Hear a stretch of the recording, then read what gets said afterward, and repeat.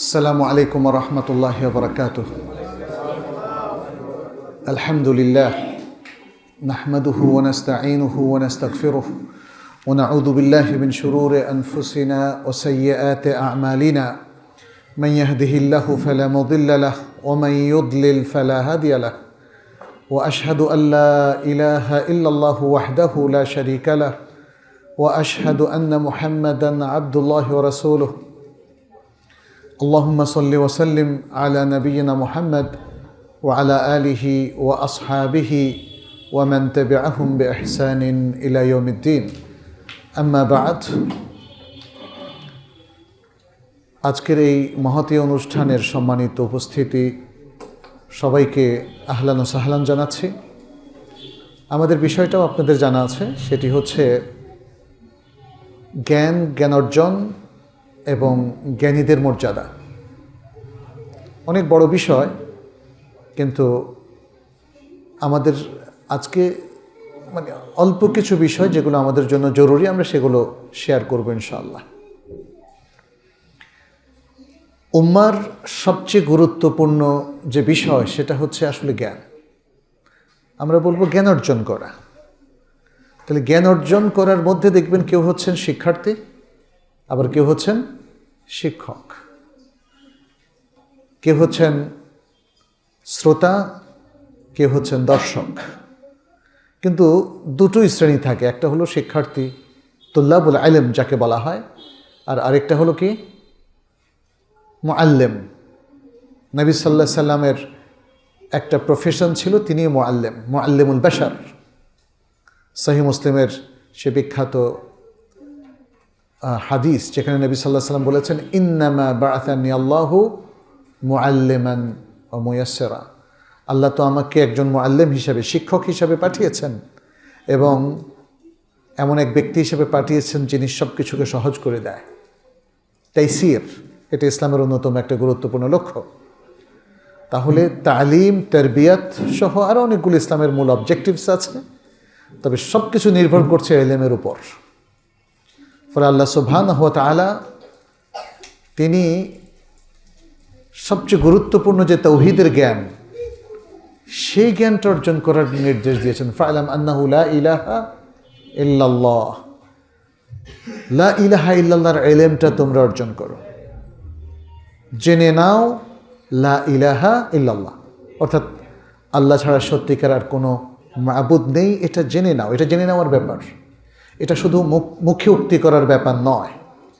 এইভাবে আল্লাহ সুবহানাহু ওয়া তাআলা ইলমের বিষয়গুলো ব্যাপকভাবে সমগ্র মানবতাকে জানিয়ে দিয়েছেন। এবং প্রথম যে আয়াতটা, সেখানেও কিন্তু যে নির্দেশনা দেওয়া হলো সেটাও ইলমের সাথে কানেক্টেড। সেই নির্দেশনাটা কী ছিল? পড়ো, ইকরা ইকরা বিসমি রাব্বিকাল্লাযী খলাক, পড়ো তোমার প্রভুর নামে।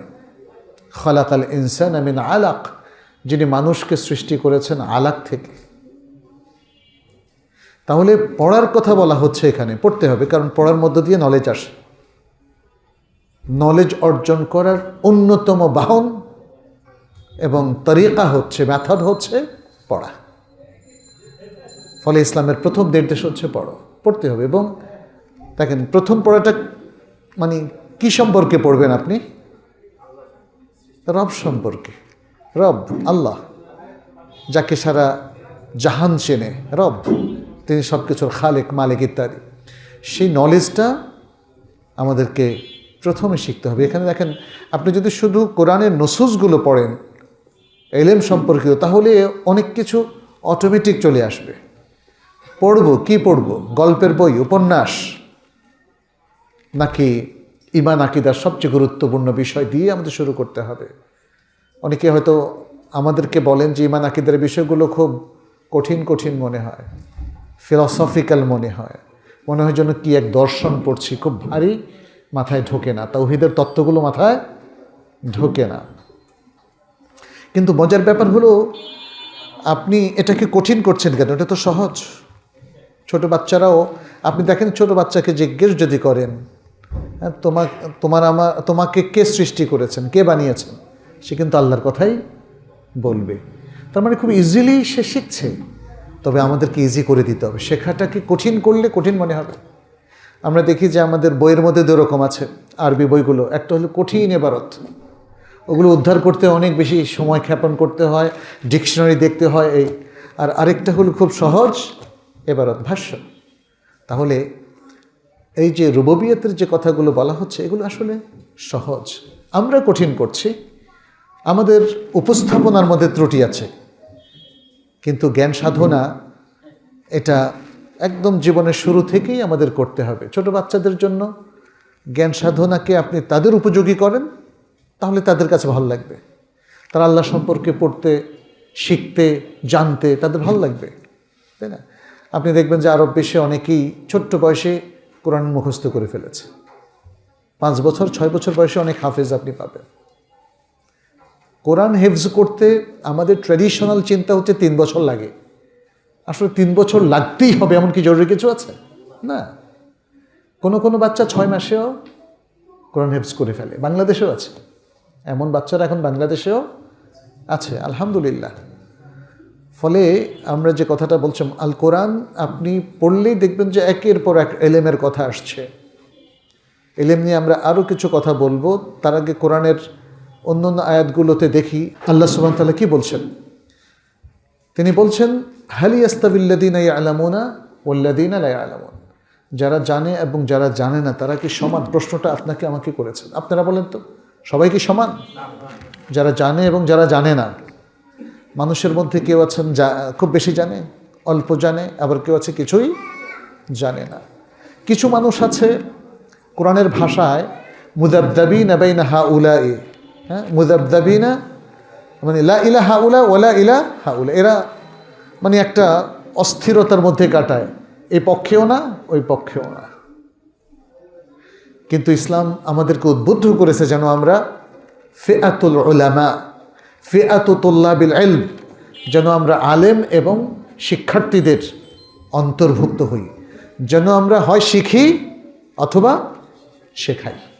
সুবহানাল্লাহ, খুব চমৎকার একটা সিস্টেম। হয় শিখবেন নয় শেখাবেন। এবং কোরআনের শেখা এবং শেখানোর ব্যাপারে দেখেন হাদিসটা কি চমৎকার। নবী সাল্লাল্লাহু আলাইহি ওয়াসাল্লাম বলছেন, খায়রুকুম মান তাআল্লামাল কুরআনা ওয়া আল্লামা, তোমাদের মধ্যে সেই সর্বোত্তম যে শেখে, কোরআন শেখে এবং কোরআনকে শেখায়। তাহলে শেখা এবং শেখানো এটা আমাদের একটা অন্যতম গুরুত্বপূর্ণ কাজ। মানুষের মধ্যে যে বৈশিষ্ট্যটা আসলে মানুষ আল্লাহর ভালো বান্দা হতে পারে সেটা হচ্ছে খাশিয়াতুল্লাহ। সেটা হলো খাশিয়া মানে কি? খাশিয়া মানে ভয়, খাউফুন মানেও ভয়। খাউফুন হচ্ছে স্বাভাবিক ভয়, আর খাশিয়া হচ্ছে সম্ভ্রম মিশ্রিত ভয়। যাকে আপনি ভয় পাচ্ছেন কারণ তিনি একজন সম্ভ্রান্ত ব্যক্তি, তাকে ভয় পাচ্ছেন কারণ তিনি একজন শিক্ষাবিদ, তার সামনে যে কোনো কথা বলা যায় না, যে কোনো কাজ করা যায় না, হিসেব করে করতে হয়। এটা হলো খাশিয়া। আর ভয় হচ্ছে যেটা আপনি বাঘ দেখলে পালান, এটা হলো ভয়। আল্লাহ সুবহানাহু ওয়া তাআলা নিজে উল্লেখ করলেন যে এলেমের মাধ্যমে খাশিয়া আসতে পারে। যারা এলেমের চর্চা করে না তাদের মাধ্যমে খাশিয়া আসবে না। ইন্নামা ইয়াখশাল্লাহা মিন ইবাদিহি আল উলামা, যারা আলেম তারাই আল্লাহকে ভয় করেন। সম্ভ্রম মিশ্রিত ভয়, তিনি আমাদের রব, তিনি আমাদের ইলাহ। অতএব এটা বাঘ দেখার ভয় নয়, বরং এটা হলো সেই ভয় যে ভয়ের কারণে মানুষ সত্যকে গ্রহণ করে, আল্লাহর আযাব থেকে বাঁচার জন্য তারা আল্লাহর নির্দেশ মান্য করে এবং আল্লাহর কাছে পুরস্কার প্রাপ্তির জন্যে তারা আল্লাহর অনুশাসন তারা মেনে চলে। ইলমের ব্যাপারে আমাদের প্রিয় রাসূল সাল্লাল্লাহু আলাইহি ওয়াসাল্লাম থেকে অনেকগুলো সুন্দর বক্তব্য এসেছে হাদিসের মধ্যে। আবু দারদা রাদিয়াল্লাহু তাআলা আনহুর সে বিখ্যাত হাদিসটা হয়তো অনেকেই শুনেছেন। নবী সাল্লাল্লাহু আলাইহি ওয়াসাল্লাম বলেন, মান সালাকা তরিকান ইয়ালতামিসু ফীহি ইলমান সাহহালাল্লাহু লাহু তরিকান ইলাল জান্নাহ। এটা আরও কিছু ভিন্ন আলফাজে বর্ণিত হয়েছে, অর্থাৎ যে ব্যক্তি সে এলেম তালাশের উদ্দেশ্যে বের হয়, কোনো পথ চলে, তাহলে আল্লাহ তাআলা তাকে সেই পথে চলাবেন যেই পথ তাকে জান্নাতে পৌঁছিয়ে দেবে। এবং এরপর বলছেন ওয়া ইন্নাল মালাইকাতা লা তাদাউ আজনিহাতাহা রিদান লিতালিবিল ইলম, এবং ফেরেশতাগণ তালিবুল ইলম যারা জ্ঞান অর্জনকারী শিক্ষার্থী তাদের প্রতি তাদের অভ্যর্থনা অথবা তাদেরকে স্বাগত জানানোর জন্য তারা তাদের পেখম মেলে ধরে। তারপরে বলছেন ওয়া ইন্নাল আলিমা লা ইস্তাগফিরু লাহু মান ফিস সামাওয়াতি ওয়া মান ফিল আরদ ওয়াল হিতানু ফি জাওফিল মা। আলেম ব্যক্তি যিনি ইলম অর্জন করেন, ইলমের সাথে বসবাস করেন, ইলম বিতরণ করেন, তিনি হচ্ছেন আলেম। সেই ব্যক্তির জন্যে ইস্তিগফার করে, ক্ষমা চায় আসমান সমূহে যারা আছে, জমিনে যারা আছে এবং এত দুভয়ের মধ্যে যারা আছে, এমনকি সাগরের মাছও তাদের জন্যে দোয়া করে। বিশাল একটা ব্যাপার, সুবহানাল্লাহ। এবং এরপরে নবী সাল্লাল্লাহু আলাইহি সাল্লাম আরও বললেন ওয়া ইন্নাল উলামা ওয়ারাসাতুল আম্বিয়া, আলেমগণ হলেন নবীদের ওয়ারিশ। ওয়া ইন্নাল আম্বিয়া লাম ইউওয়ারিসু দিনারান ওয়ালা দিরহামান, নবীরা টাকা পয়সার ওয়ারিস বানান নাই। কিসের বানিয়েছেন? ওয়ারাসু আল ইলমা, ইলমের ওয়ারিস বানিয়েছেন। অতএব উম্মার সবাই কিন্তু নবীদের উত্তরাধিকারী এই সেন্সে, যদি সে ইলম তালাশ করে, ইলম অর্জন করে, তাহলে কি পাবে? নবীর উত্তরাধিকার তারা পাবে। এরপরে বলছেন ওয়া ইন্নাল আম্বিয়া লাম ইউওয়ারিসু দিনারান ওয়ালা দিরহামান ওয়ারাসুল ইলম ফামান আখাযাহু আখাযা বিহাযযিন ওয়াফির। সুবহানাল্লাহ। যারা এই ইলম তালাশ করবে তারা যেন পরিপূর্ণভাবে তালাশ করে সেটাকে গ্রহণ করে নেয়। তাহলে এখানে নবী সাল্লাল্লাহু আলাইহি ওয়াসাল্লাম অনেকগুলো ফজিলত বর্ণনা করছেন এবং এর মধ্যে ইলমের একটা বড় ফজিলত আছে। এখন একটা প্রশ্ন আসে, ইলমটা কি আসলে? তাই না? ইলম মানে হচ্ছে নলেজ, যেটা আমরা বললাম। ইলমের আরেকটা ট্রান্সলেশন করা হয় সায়েন্স। সায়েন্সটাও বিশেষ জ্ঞান, সায়েন্সটাও হলো বিশেষ জ্ঞান, আর নলেজটা হলো জ্ঞান।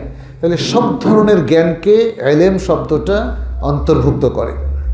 ইসলামের দৃষ্টিতে ইলম হলো যেটা আল ইলম আশ-শারঈ ওয়া গায়র আশ-শারঈ, ইলম শারঈ ওয়া গায়র আশ-শারঈ, অর্থাৎ শারঈ জ্ঞান যেটা কোরআন হাদিস নির্ভর, এবং আরেকটা হলো কোরআন হাদিসের বাইরের আর যত জ্ঞান আছে। আচ্ছা, গায়রুশ শারঈ, শরীয়তের জ্ঞান নয় এমন জ্ঞান কি শরীয়ত বিরোধী? হ্যাঁ, অনেকে বলে যে জ্ঞান দুই প্রকার, একটা ইসলামিক আর একটা অন ইসলামিক। এটা কিন্তু ঠিক নয়, এটা ঠিক নয়। যেটা গায়রুশ শারঈ সেটার মধ্যেও দুই প্রকার আছে, একটা ইসলামিক যেটা শরিয়ার সাথে যায়, ম্যাচ করে, ইসলামের সাথে ম্যাচ করে, আর আরেকটা হচ্ছে যেটা শরীয়ত বিরোধী, যেটা ইসলামের সাথে যায় না, শরীয়ত বিরোধী। তাহলে তিন ধরনের জ্ঞান আমরা পেলাম, আল ইলম আশ-শারঈ, গায়র আশ-শারঈ, নাফি'। গায়র আশ-শারঈ গায়রু নাফি', যেটা শারঈ জ্ঞান নয়, তার মধ্যে একটা জ্ঞান হচ্ছে যেটা কল্যাণজনক, যেটাকে নবী সাল্লাল্লাহু আলাইহি ওয়াসাল্লামের ভাষায় আমরা বলি আল ইলমুন নাফি', আল ইলম আন-নাফি'।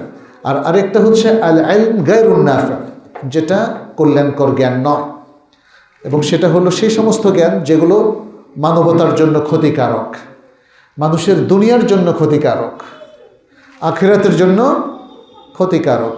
আখিরাতের জন্য ক্ষতিকারক যেমন নাস্তিকতার জ্ঞান, এমন জ্ঞান যা ইসলামের ব্যাপারে আপনাকে কনফিউজড করে ফেলে, যে জ্ঞান আপনাকে শেখায় যে কোরআন আমাদের জন্য জরুরি নয়, যে জ্ঞান আপনাকে শেখায় হাদিস এটা অথেন্টিক নয়, এগুলো আখিরাতের জন্য মারাত্মক ক্ষতিকর। আখিরাতের জন্য আরও ক্ষতিকর হচ্ছে যে জ্ঞান আমাদেরকে শিরকের দিকে ঠেলে দেয়, যে জ্ঞান আমাদেরকে কুফুরের দিকে ঠেলে দেয়।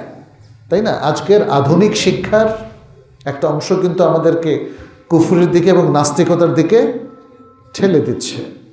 আচ্ছা, এটা গেল তাহলে ক্ষতিকারক জ্ঞান যেটা আখিরাতমুখী। দুনিয়ামুখী ক্ষতিকারক জ্ঞান বা অকল্যাণকর জ্ঞান কোনটা? সেই জ্ঞানগুলো যেগুলো হয় দ্বীনের সাথে কন্ট্রাডিক্টরি, সাংঘর্ষিক অথবা মানুষের জন্য ক্ষতিকারক। যেমন যদি আমরা বলি যে খাদ্যে ভেজাল মেশানোর জ্ঞান, তাই না? এটাও তো একটা আর্ট। মানুষ এত সুন্দর করে খাদ্যে মেশায়, আমরা টেরি পাই না। আমরা যারা কনজিউমার, আমরা ধরতেও পারি না। রংটা মিশায়, ডাবের পানিও নাকি বের করে নকল পানি ঢোকায়, এগুলোতে ট্রেনিং নেয় তারা আবার। যাই হোক, এটা একটা উদাহরণ। এর বাইরে আরও দুনিয়াবি জ্ঞান আছে। যেমন আপনি সায়েন্স, তারপরে ফিজিক্স, কেমিস্ট্রি এগুলো পড়ালেন অমুসলিমদের চশমায়। আপনি পদার্থবিজ্ঞানী হয়ে যদি আল্লাহকে অস্বীকার করেন, অথচ সকল পদার্থের স্রষ্টাকে আল্লাহ, তাহলে পদার্থ বিজ্ঞান দুই দৃষ্টিকোণ নিয়ে পড়া যায়। এক, আল্লাহকে স্রষ্টা হিসাবে যদি আপনি প্রত্যেকটা পদার্থ পড়েন, আপনি বিস্মিত হবেন, আপনি আশ্চর্যান্বিত হবেন যে কিভাবে আল্লাহ তাআলা এই যে চোখটা তৈরি করলেন, চোখের মধ্যে কত কিছু আছে, তাই না? ব্রেনের যে কার্যকারিতা, আমাদের দেহের মধ্যে যে সায়েন্সটা আল্লাহ তাআলা দিলেন, সব ধরনের সায়েন্স, এর মধ্যে কিন্তু আমরা আল্লাহকে দেখি না? আমরা দেখি যে আল্লাহ কীভাবে, কি চমৎকারভাবে আল্লাহ তাআলা মানুষকে সৃষ্টি করলেন। সূরা ৩-এর মধ্যে তো তিনি বলেছেন, তাই না? ওয়াত-তিনি ওয়াজ-যাইতুন ওয়া তুরি সিনিনা ওয়া হাদাল বালাদিল আমিন লাকাদ খলাকনাল ইনসানা ফি আহসানি তাকওয়িম। আল কুরআন আল্লাহ সুবহানাহু ওয়া তাআলা আরও বহু জায়গায় বলেছেন যে মানুষকে তিনি অত্যন্ত সুসমন্বিতভাবে সৃষ্টি করেছেন। এটা তো সায়েন্স, হিউম্যান সায়েন্স। এরপরে মানে আরও কত সায়েন্স বের হয়েছে এর সাথে, তাই না? এগুলোর মধ্যে আপনি দেখবেন, যদি আপনি এই সায়েন্সটাকে তৌহিদের সাথে ম্যাচ করেন, তাহলে এটা হলো ইলমুন নাফি'। আর এটাকে যদি তৌহিদ বিরোধী হিসাবে দাঁড় করান, তাহলে আল ইলম গায়রুন নাফি'। আপনি দেখেন ডারউইন তত্ত্ব, ফ্রয়েডীয় তত্ত্ব, তাই না? এই যে তত্ত্বগুলো মানুষ আবিষ্কার করলো, এগুলো কি ইসলামের সাথে যায়? এরপরে আরও হচ্ছে, মানুষ যখন সায়েন্স নিয়ে পড়ে, তখন সে নিজেকে আল্লাহর প্রতিদ্বন্দ্বী ভাবতে শুরু করে, এবং আজকের আধুনিক শিক্ষা কিন্তু সেদিকে ঠেলে দিচ্ছে।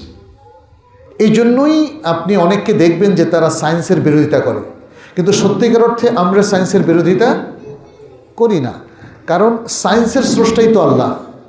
এই পৃথিবীতে যত কিছু আছে সব কিছুর স্রষ্টাকে আল্লাহ। তাহলে এই যে ভাষার স্রষ্টাও আল্লাহ, আমরা ভাষার বিরোধিতা কেন করব? এই ভাষাকে শিখিয়েছেন আল্লাহ। সেই যে কোনো ভাষা হোক, আরবি ভাষা, ইংরেজি ভাষা, বাংলা ভাষা, উর্দু ভাষা, হিন্দি ভাষা, হ্যাঁ, যে কোনো ভাষা শিখিয়েছেন আল্লাহ। কোরআনে আল্লাহ তাআলা সেটা বলে দিয়েছেন, ওমিন আয়াতিহি খালকুস সামাওয়াতি ওয়াল আরদি ওয়া ইখতিলাফু আলসিনাতিকুম ওয়া আলওয়ানিকুম, স্পষ্ট করে দিয়েছেন। অতএব সেই ভাষা বিজ্ঞান বলি অথবা science, pure science, natural science, medical science, যাই বলি না কেন, প্রকৃত অর্থে এগুলোর সাথে ইসলামের কোনো কন্ট্রাডিকশন নাই। কন্ট্রাডিকশনটা তখন তৈরি হয় যখন আমি এই সায়েন্সটা পড়ানোর সময় বলি আল্লাহ নামে কিছু নাই, নাউযু বিল্লাহি মিন যালিক। যখন আমি এই সায়েন্স পড়ার সাথে সাথে ইসলামের যে কোর নলেজগুলো আছে তার সাথে আমি বিরোধিতা করি। আমি যখন আল্লাহর যে সৃষ্টি তত্ত্ব আছে তার বাইরে গিয়ে আরেকটা তত্ত্ব আমি যখন দাঁড় করাই, এই তত্ত্বগুলো তখন ইসলামের সাথে সাংঘর্ষিক হয়।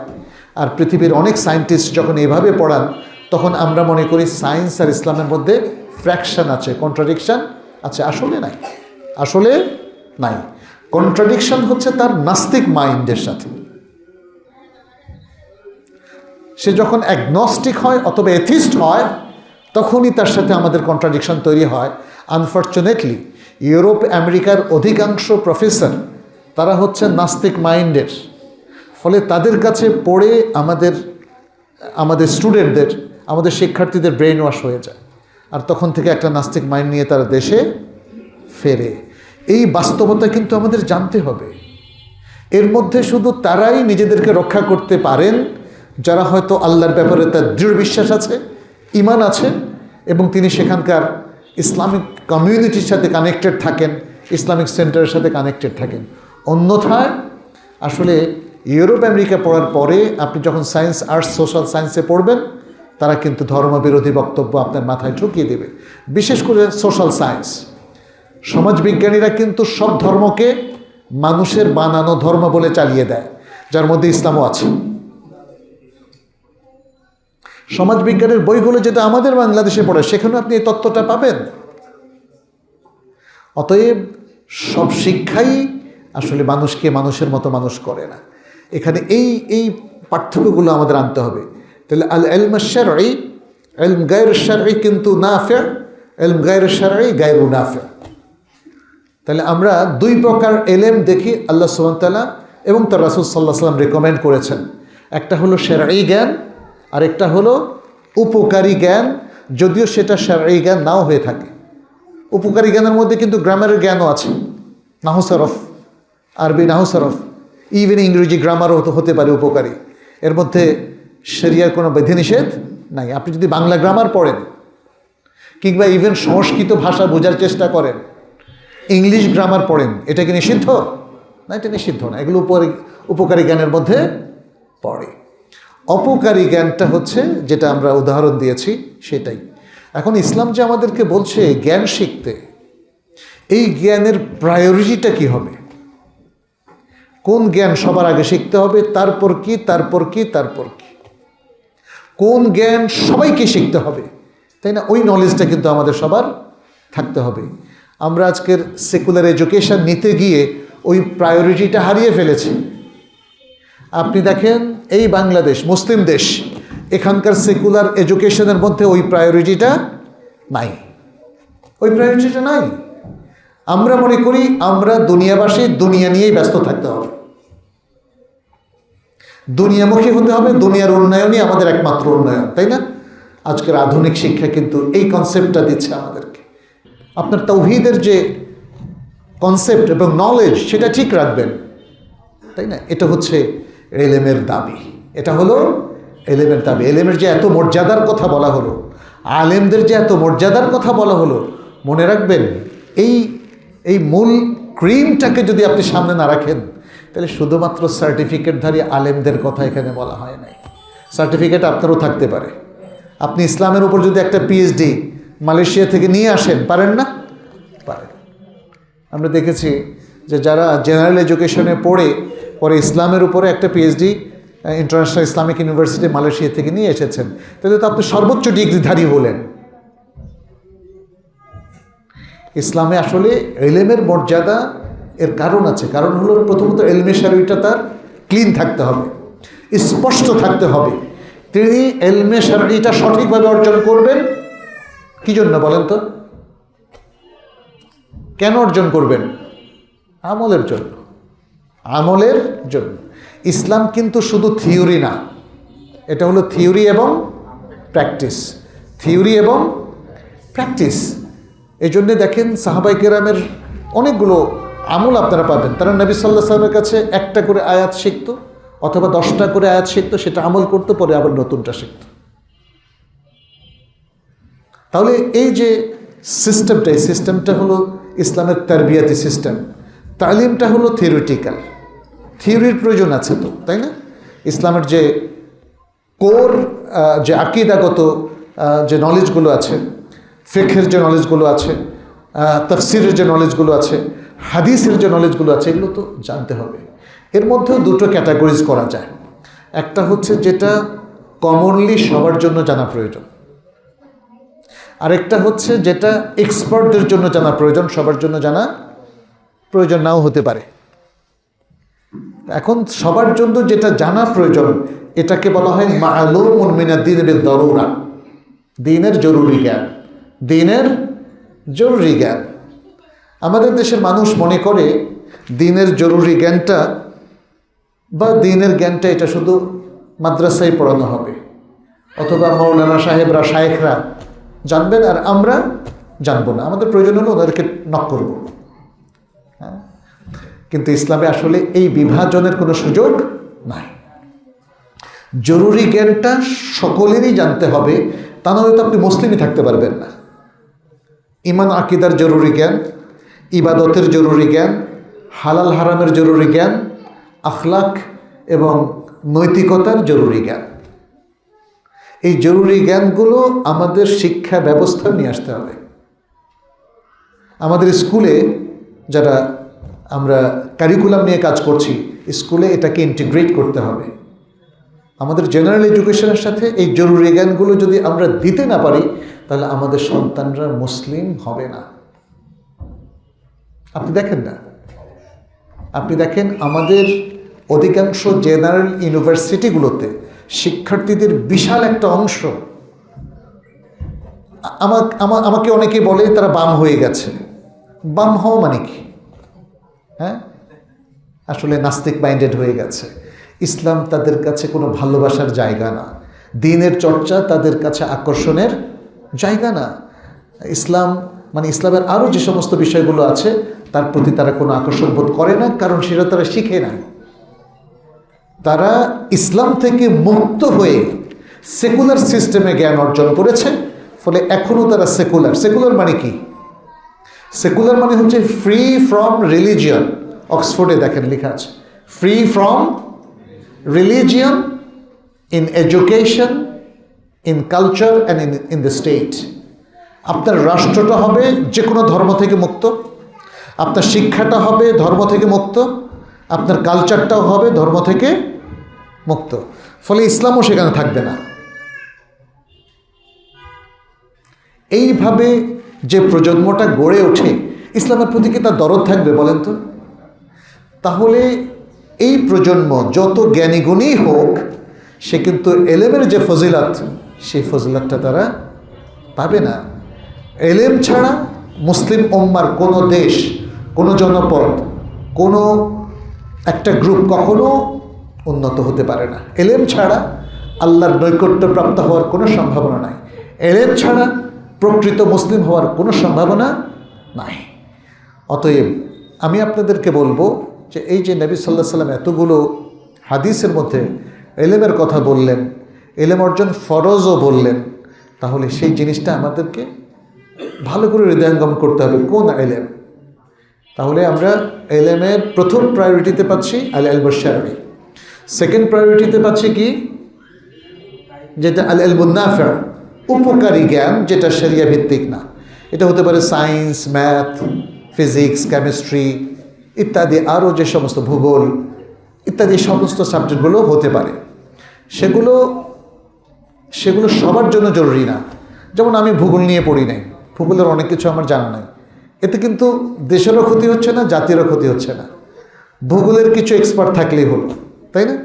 ঠিক তেমনি পদার্থবিজ্ঞানী একটা গ্রুপ অফ পিপল থাকলেই হলো, কেমিস্ট কিংবা ফিজিসিস্ট যারা ডাক্তার, একটা গ্রুপ অফ পিপল থাকলেই হলো। এই জন্য জরুরি জ্ঞানটা হলো, এটাকে বলা হয় ফরজে আইন। জরুরি জ্ঞানটাকে কি বলা হয়? ফরজে আইন। এটা প্রত্যেক ইন্ডিভিজুয়াল মুসলিম নর নারী সবাইকে শিখতে হবে। আর যেটা জরুরি নয় তবে উপকারী, এটাকে বলা হয় ফরজু কিফায়া। ফরজু কিফায়া। যদি যথেষ্ট পরিমাণ রেশিও অফ পিপল এই সমাজের মধ্যে শিখে আমাদের নিডটা ফুলফিল হয়ে যায়, তবে যথেষ্ট।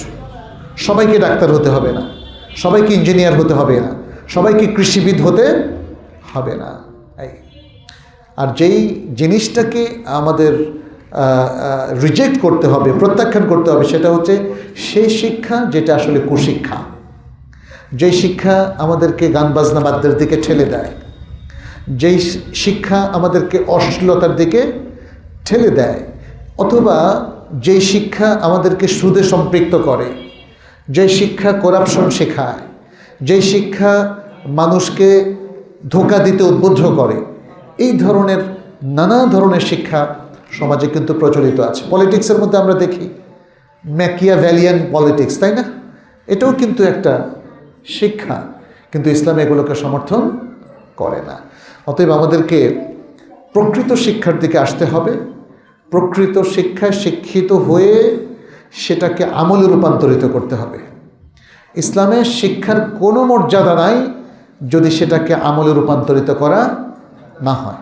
এজন্য একজন ইসলামী চিন্তাবিদ অনেক জানেন, কিন্তু তার লাইফ স্টাইলের মধ্যে ইসলাম নাই, তাহলে উনি কি প্রকৃত ভালো মুসলিম বলে গণ্য হবেন? হবেন না। ইসলাম আসলে শুধু থিওরির নাম নয়, যেটা আমরা বলেছি। অতএব শুধু জ্ঞান অর্জন করলেন আর মানুষের সামনে সুন্দর সুন্দর বক্তৃতা দিলেন, এটা ইসলাম নয়। ইসলাম হচ্ছে আপনার জ্ঞান এবং জ্ঞান অনুযায়ী আমল। এখানে আরেকটা জিনিস তাম্বিহ করার প্রয়োজন, যদি আমরা এই ফজিলতগুলো পেতে চাই, জান্নাতে যেতে চাই এলেমের গোত্রভুক্ত হয়ে বা আহাদুল এলেমের মধ্যে সম্পৃক্ত হয়ে, তাহলে এই এলেমটা আমাদেরকে মনে রাখতে হবে যে এই এলেমটা যেন আমরা দুনিয়ার কোনো উদ্দেশ্যে অর্জন না করি। এখানে আরেকটা জিনিস চলে আসে, সেটা কি? এখলাস। সেটা হলো এখলাস। আপনি যদি এলেমটা এই জন্য অর্জন করেন যে কারোর সাথে তর্ক করবেন, কিংবা এই জন্য অর্জন করেন যে তার সাথে জিতবেন, তাহলে এটা নবী সাল্লাল্লাহু আলাইহি ওয়াসাল্লামের স্পষ্ট হাদিস আছে যে লিউমারিয়া বিহির আল জোহালা। সে যদি জাহেল লোকদের সাথে তর্ক করে জিততে চায় বা অন্য কোনো দলের সাথে সে তর্ক বিতর্ক করে সে জিততে চায়, তাহলে এলেম এই জন্য যেন অর্জন করা না হয়, কারণ এখানে এখলাসের খেলাফ। দুনিয়ার শরঈ এলেমটা যদি কেউ দুনিয়ার উদ্দেশ্যে অর্জন করেন, তাহলে সেটাও আল্লাহর কাছে গ্রহণযোগ্য হবে না। তাহলে শরঈ এলেম অর্জন করতে হবে আল্লাহর সন্তুষ্টির জন্য। আবার দুনিয়ার যে এলমে নাফের কথা আমরা বলেছি, সেটা অর্জন করতে হবে আল্লাহর জন্য, আল্লাহর সন্তুষ্টির জন্যে। আর যে এলেমগুলো আল্লাহ এবং তার রাসূল রিজেক্ট করে দিয়েছেন, সেগুলো আল্লাহ সন্তুষ্টির জন্য অর্জন করার কোনো সুযোগ নাই। অতএব এই ইকুয়েশনগুলোকে সামনে রেখে যদি এলেমের চর্চা আজকে আমরা চালু করতে পারি আমাদের সমাজে, তাহলেই আসলে সত্যিকার অর্থে সমাজ আলোকিত হবে, সত্যিকার অর্থে একদল মানুষ তৈরি হবে যারা আল্লাহর দেওয়া এলেম অর্জন করলো, আবার যারা এই এলেমের মাধ্যমে নিজেকে, পরিবারকে, সমাজকে, রাষ্ট্রকে, সমাজকে সাজাতে পারবে। এলেমের ক্ষেত্রে আরেকটা জায়গায় আমাদেরকে সতর্ক থাকতে হবে, সেটি হচ্ছে যে এলেমটা অর্জন করলাম ওটা অথেন্টিক কিনা, তাই না? কারণ আমরা যখনই যা শিখি ওটাকে অথেন্টিক মনে করি। মুসলিমদের বিভিন্ন গ্রুপ আছে, নানা রকম বিশ্বাস, আকীদা, চর্চা তাদের আছে, বিভিন্ন দরগা, মাজার ভিত্তিক চর্চাও আছে, তাই না? এগুলোকে কিন্তু তারা নিজেরা এলেম মনে করে। প্রত্যেক গ্রুপ সে যে কনসেপ্ট এবং সে যে ধারণা, সে যে মতগুলো পোষণ করে, এটাকে সে এলেম মনে করে। এই জায়গায় অথেন্টিসিটির প্রয়োজন। কিভাবে আমি পরীক্ষা করে বুঝবো যে আমার এলেমটা অথেন্টিক কিনা, তাই না? কোরআন সুন্নাহ যেহেতু আমাদের কাছে ইনটেক আছে, ঠিক যেভাবে ইনটেক মানে কি, যেভাবে রাসূল সাল্লাল্লাহু আলাইহি ওয়াসাল্লাম নাযিল হয়েছে, কিছুই তো হারিয়ে যায় নাই, এটাই হলো ইনটেক থাকা।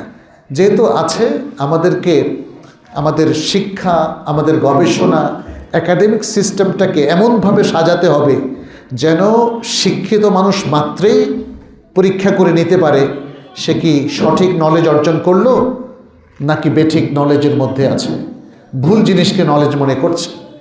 নলেজ তো আসলে দুই রকম হতে পারে না, নলেজ একরকমই।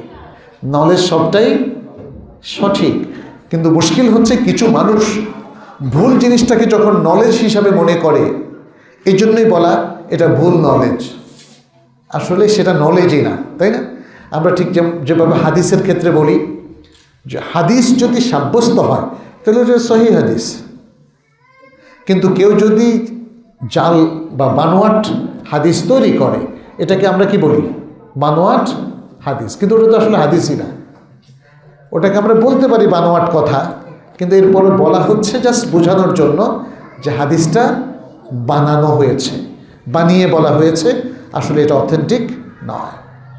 কিছু মানুষ এই জাল হাদিসের কারণে পুরো হাদিস শাস্ত্রকে অস্বীকার করছে। এই জায়গাগুলো আমাদেরকে একটু আইডেন্টিফাই করতে হবে। আমরা যেহেতু সবাই চিন্তা করি, লেখাপড়া করি, বোঝার চেষ্টা করি, তাহলে আমাদেরকে একটু চিন্তা করতে হবে যে আসলে ঘটনাটা কি। হাদিস যদি কেউ বানায় তাহলে আসল হাদিস কি ইফেক্টিভ হবে? আমাদের দেখেন ঢাকা শহরের আশেপাশে নদীগুলোর পানি নষ্ট হয়ে গেছে, তাই বলে যদি আমি বলি আমি এখন থেকে পানিই খাবো না, সব পানি নষ্ট, এটা কি বলা যাবে? আল্লাহু আকবার। তাহলে কিছু মানুষ দুর্বৃত্ত, তারা জাল হাদিস তৈরি করার কারণে হাদিস শাস্ত্র এটা ভুল হতে পারে না। ঠিক একইভাবে কেউ যদি কোরআনের অপব্যাখ্যা করে, এটা তার দায়িত্ব, তাই বলে কোরআন কখনোই ভুল হতে পারে না। এভাবে জ্ঞানের সাথে আমাদের সম্পৃক্ততা বাড়াতে হবে, আমি মনে করি যে আলহামদুলিল্লাহ এখানে যে হালাকাগুলো চালু হয়েছে আপনারা রীতিমতো আসবেন, আমরা আপনাদের প্রশ্ন উত্তর দেব। সবসময় একমুখী কথা না বলে আমি কর্তৃপক্ষকে বলবো আপনারা মাঝে মাঝে প্রশ্ন উত্তর সেশনও করবেন, কারণ আপনাদের অনেক প্রশ্ন থাকে, তাই না? এই 2-3টা প্রশ্ন উত্তর দিলে তো হয় না। একটা পূর্ণাঙ্গ প্রশ্ন উত্তর সেশন হলে আমরা আপনাদের মনের যত প্রশ্ন বা জীবন ঘনিষ্ঠ যে প্রশ্নগুলো আছে অথবা বাস্তব জীবনে ইসলাম মানতে গিয়ে, পরিপালন করতে গিয়ে আমরা যে সমস্যাগুলোর মুখোমুখি হই সেগুলোর উত্তর আমরা দিতে পারি।